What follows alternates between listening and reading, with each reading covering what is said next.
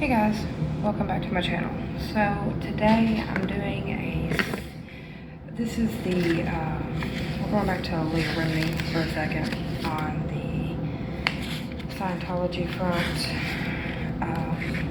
So trigger warning, this contains my views on religion, and so if that's going to be triggering for you, I suggest you flip over to my normal content.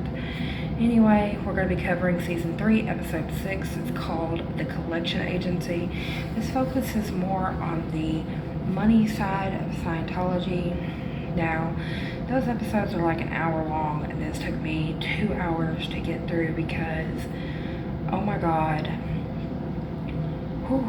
Okay, so it starts off with a statement from L. Ron Hubbard, dated March 9th of 72. It's a policy letter. It says, make money, make more money, make other people produce so as to make more money.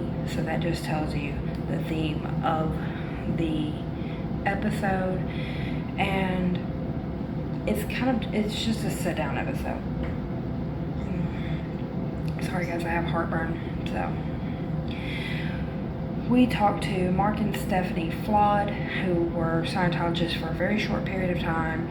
Heather Ruggieri, she talks about her and her mother's experience with Scientology. They were both former Sea Org members. Carol Nyberg, who was a former Scientology registrar.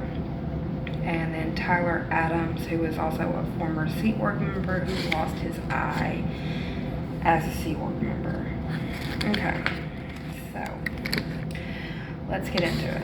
So we're going to start off with what goes on with Scientologists. So Scientologists have to prepay for blocks of services, which then that money that they prepay is put onto their account, right? Okay, so say you pay for this set of services, so then you have an account saying, hey, they paid for this set of services, and then once you've used that up, then you have to pay for another block of services that's then put onto your account. So we're going to first start talking about Mark and Stephanie Flood's experience. So Mark Flood went to his local org and was there most of the night. Then they came to their house. It was at 10 o'clock at night, trying to convince his wife to sign up for the clear package, which was going to cost them $35,000. Let that sink in for a second. $35,000. Now you're coming to my house at 10 p.m. at night to convince me to sign up for $35,000 worth of services. She told them at that time, I think this is something we need to think about. We're going to need a little bit of time. We don't just have $35,000 just to shell out. After that, they started coming by and calling daily, just like unannounced.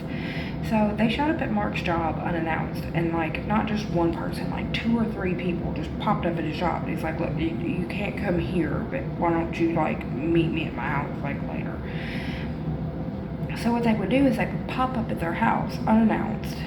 They would take Mark to the Sea Org, and then somebody would stay with Stephanie at the house, and then they'd be telling Stephanie, oh, well, you're such a supportive wife, and Mark really wants to do this. Meanwhile, at the org, they would tell Mark, oh, well, Stephanie thinks it's such a great idea. You know, y'all should just really do this. So finally, after all this and putting so much pressure on them, the registrar and others signed them up for several credit cards when they finally relented to this little mind game that they were playing on them, and lines of credit to pressure them into doing this. And so they asked Nyberg, who was a former registrar, you know, this is something that happens. Sorry guys, I've been up since like 3 a.m. It's like 8:30 in the morning. And Nyberg advised, yeah, there's a whole list of credit card companies we have on the ready. We just call them. And, you know, public Scientologists, which that would be, sorry guys, heartburn is killing me. You know, freely give over their information. You know, people like Leah and them, you know, the celebrity Scientologists don't have to do that stuff, but public Scientologists, like regular people, will just give over the information. And she said that one of the practices that she didn't agree with was public Scientologists' privacy is freely invaded at all hours of the day and night, and they are expected to just give. When asked, expected to give. But Mark and Stephanie advised that while they were sitting there signing all this paperwork for this whole new line of credit for $35,000 that they really couldn't afford. And it ended up being almost $36,000 total for the clear package, which was like everything up to clear. Stephanie advised the director that at that moment, like, we're paying this right now. For a while, we can't afford anything else. And the director was like, oh no, for a while, we won't ask you for anything else. You know, you're good for a minute. Within a week, they signed Mark up to be a lifelong Scientologist, which was another $5,000. So just a week ago, you took $35,000+ out of these people. Then you just took $5,000 out of them. So this lifelong membership thing. So in addition to the prepaying for services, Scientologists are also required to become members of the International Association of Scientologists, or short IAS. It qualifies them for a 20% discount on services. Well, then the director started pressuring Mark that Stephanie needed to re-prepare so that they weren't so far apart on the bridge. She was like, well, you know, you're going to be going up the bridge and she hasn't done anything, and then, you know, you're going to reach clear and y'all going to be so far apart that y'all are not going to be compatible anymore, yada, yada, yada, yada, yada, right? So she was putting so much pressure on Mark that Mark came home and was like, you need to do this, or, you know, we're going to be this, and, you know, then you're going to be declared as suppressive, and then, you know, it's going to be bad for me, and blah, blah, blah. And Mark even went so far as to tell Stephanie, you know, we'll have to get a divorce if this happens. So then that extracted another $7,500 out of these people that didn't have the initial $35,000. So they've extracted $35,000 out of these people. They've extracted another $5,000 and then another $7,500. Stephanie advised that she relented. She paid the money. She went for the questioning. She left there in tears, feeling like she was being forced to do this just to keep her family together, which she was. And she never went back, and Mark never pressed the issue or anything. He was just, you know, doing his thing. Now, he was told that this first section was only going to take him 6 months, and he got like 4 months in, and he wasn't making any progress up. And he decided that he didn't want to be a Scientologist anymore. So he attempted to get a refund for the money that they had already paid. Now this is where it gets funny. So in the 1992 Scientologist application for the IRS tax exemption, the church, this is quotation marks, because this directly comes from it. The church's policy is exceedingly fair. If someone isn't happy with Scientology, which is a very small minority of people, he simply has to make a proper request for his donations back, agree to forego further services, and his donations will be returned. For the church, in addition to the fact that this policy aligns with Scientology principles of exchange, it also serves the purpose of allowing our churches and the parishioners who are very happy with Scientology to carry on without the unhappy few in their midst. So Mark sent a letter to the director requesting the refund that went unanswered.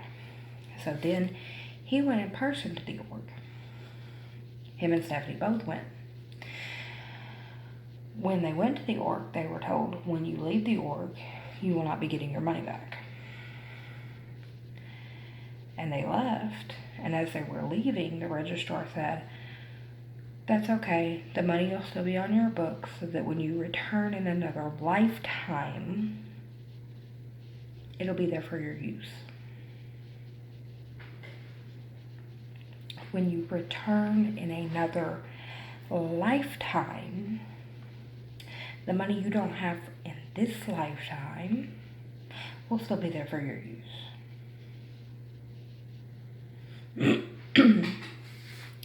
Due to the Scientology's policy of prepayment, most people who leave Scientology still have money they have paid in advance on their account.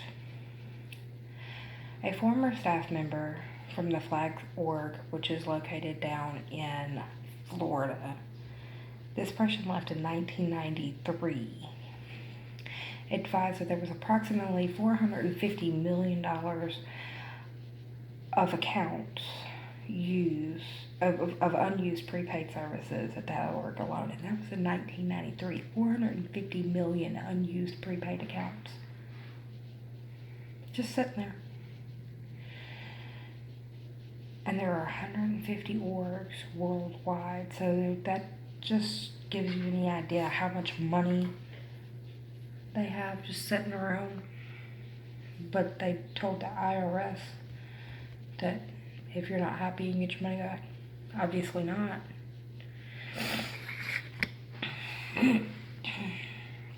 Here's a quote from LRH. "There are Scientologists around who receive auditing in former life, but now have a new body. When a case originates that he had auditing in a past life and knows the identity name that he had, you should get tech services to locate the folders." Now, they had a lady by the name of Gretchen in the Sea Org who died. So then they did a memo on her death. Her PC folders are to be closed and safely stored under her name so that she may later continue her progress up the bridge. Gretchen is hereby granted a 21-year leave of absence from the Sea Org.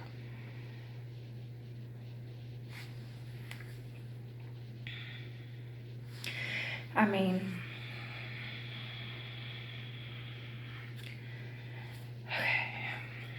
okay. I'm going to move on now because that was making my head hurt. Okay, so we're going to move on to Ruggieri. What's her name? Heather Ruggieri.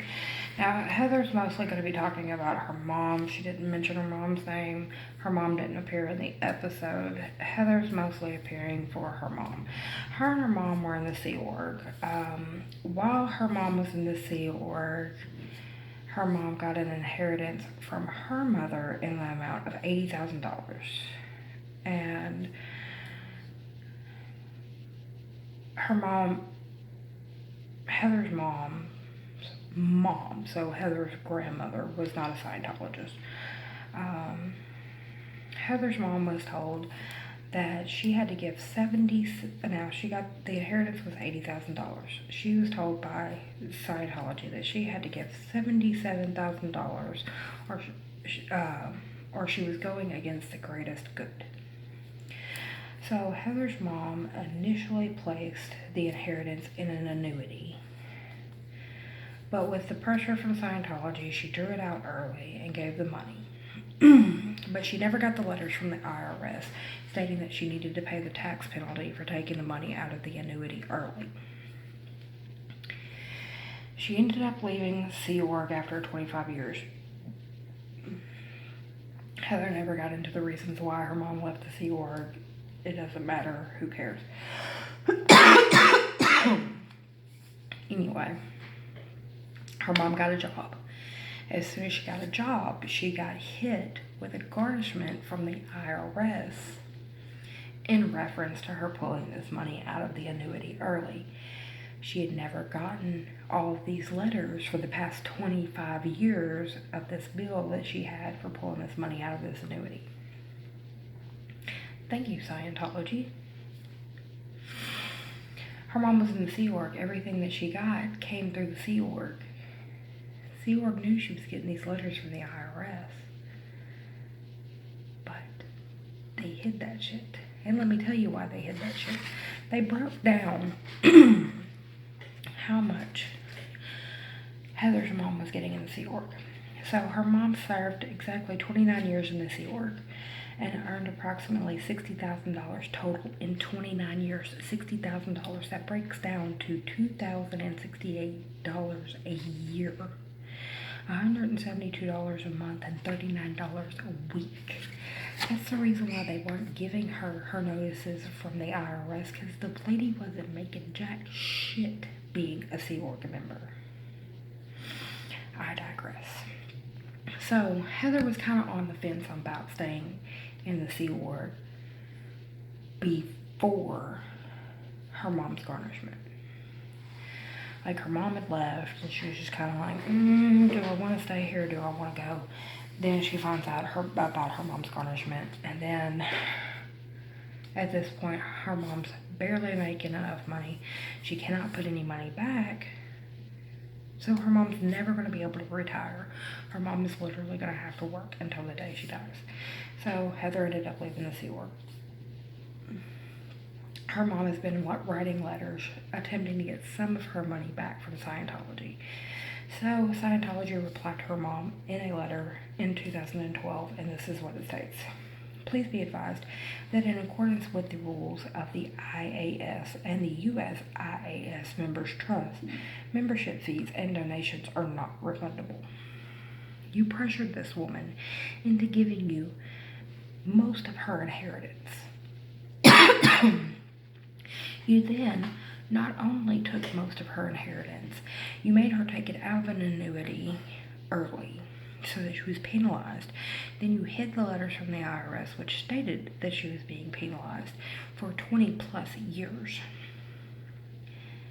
Then when she leaves and she gets a regular job where she's making an actual salary instead of peanuts through the Sea Org, she gets smacked with a garnishment that has gained so much penalties for all these years that it's just been sitting there. And she's asking you, hey, by the way, since you screwed me, can you give me some of my money back? And you tell her, oh, no, you get a big middle finger from Scientology for all your years of service. To add insult to injury, Heather's mom not only lost her money and is being garnished by the IRS, she also lost her husband, who stayed behind into Scientology, and she lost her other daughter, who stayed behind in Scientology. So, let's move on from Heather's story on to Adam's. Let's see. Let me flip back several pages since I took so many notes. So we have Tyler Adams.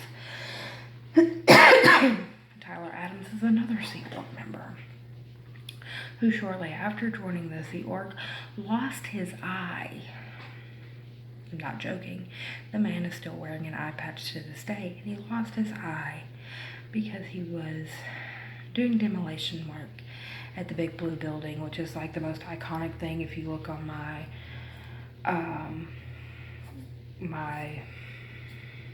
God, I can't even think what it's called. It's on all of my pieces for my Scientology videos. It's the Big Blue Building that everybody sees for Scientology. He was doing demolition work for that building. And he stated none of them had any training for the work that they were doing. They're all told that they do this work in past lives and all this other bullshit that they are told. And then they give these policy orders, so I'm fixing to quote those.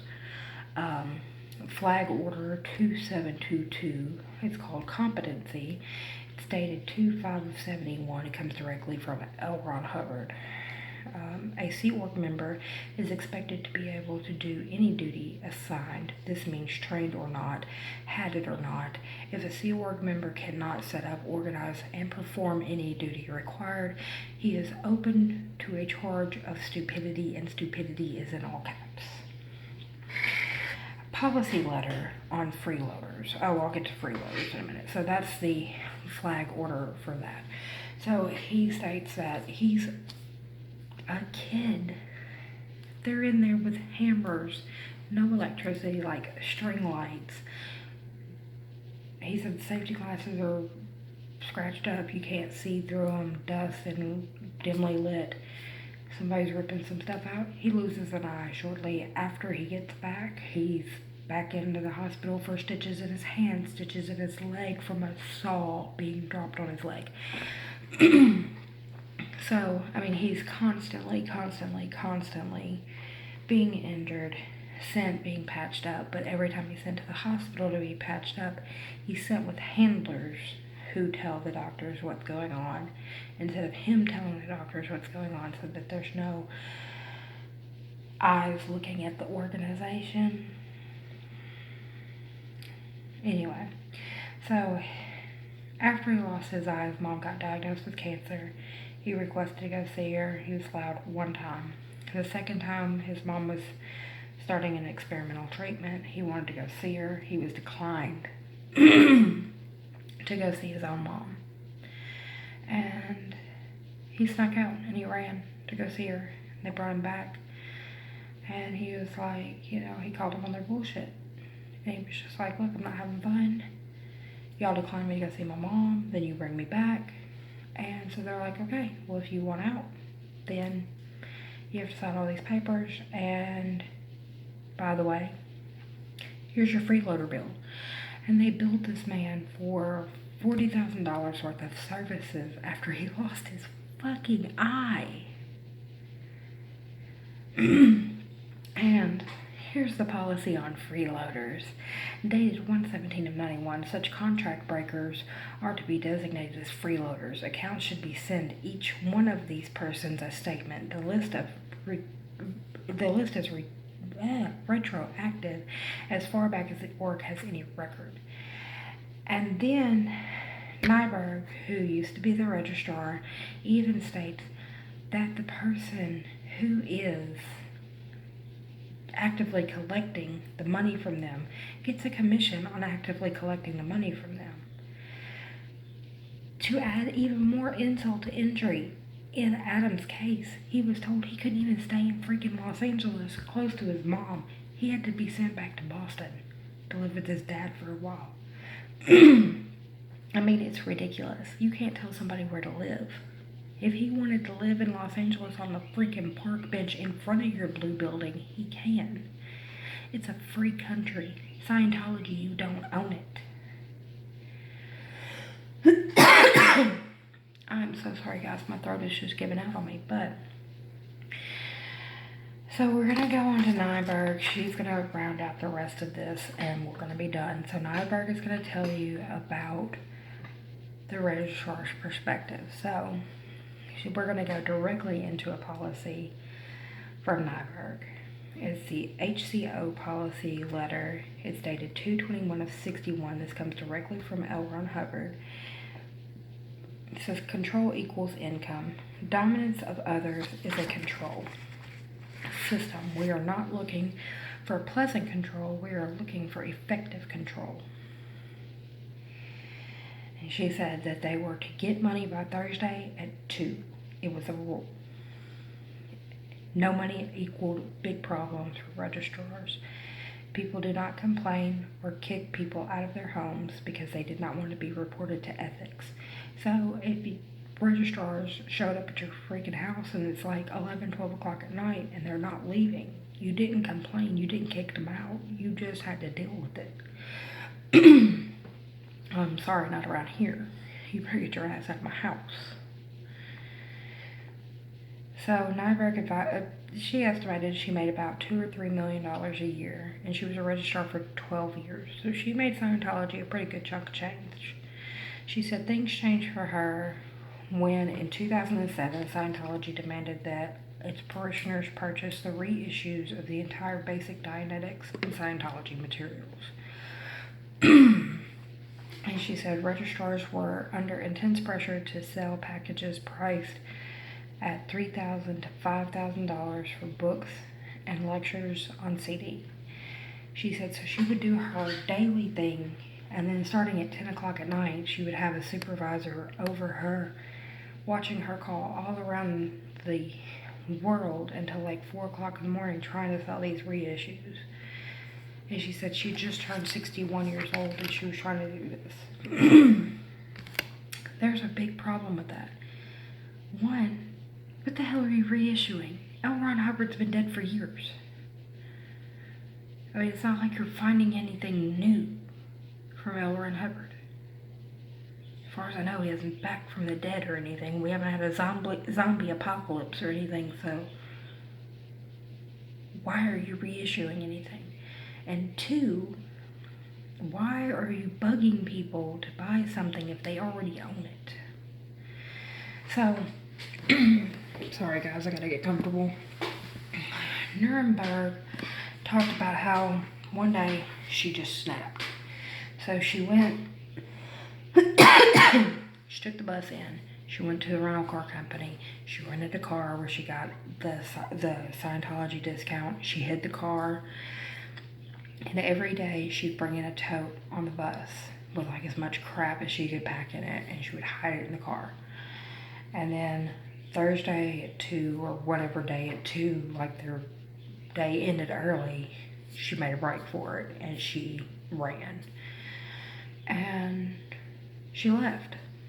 And she spent a little time away.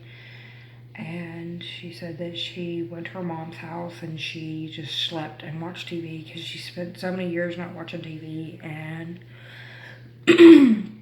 she came back and she did the proper thing about routing out, staying in good standing. But when she did that, she was told she had to buy the reissued books. And she told them, she's like, I don't have any money. They said, well, you have to call and raise the limits on your credit cards. And she did that, which caused her to go into bankruptcy. And even though she did everything they wanted her to do to stay in good standing, because she had children still in Scientology, she was declared. And because she was declared, she has lost contact with her daughter, who has since had 2 grandchildren that she has never met. She doesn't know anything. She has not met them, doesn't know their names, anything. And this is all in the name of her religion. And that's the end of the episode, guys. I'm very perturbed with this. It just seems to me like a big business. It does not seem healing in any way. It seems more scarring.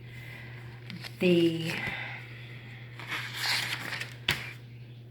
Floods lost their house and had to move to another state.